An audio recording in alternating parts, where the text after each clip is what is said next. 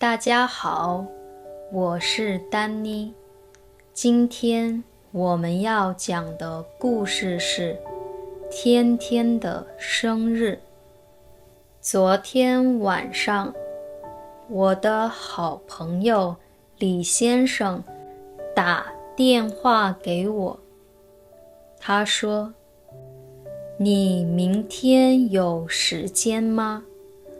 我希望你能来参加我大儿子天天的生日聚会。我答应了他。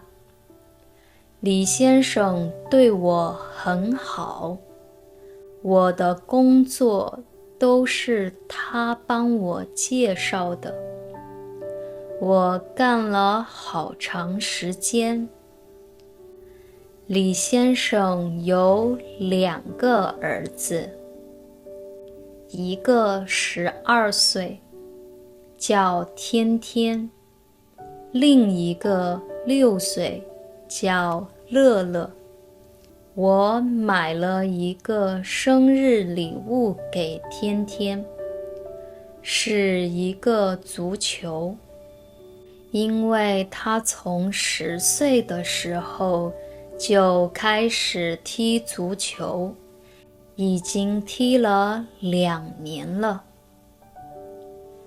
第2天下午，我来到李先生的家里，把礼物给天天，他很开心。天天问我：你也喜欢踢足球吗？我告诉天天，我不会踢足球，但我喜欢看书，特别是关于足球方面的书。然后天天就介绍他足球队的同学们给我认识。天天的同学们也很友好，他们一起说：谢谢你来天天的生日聚会。然后我们开始吃晚饭。吃完以后，我们一起唱生日快乐歌。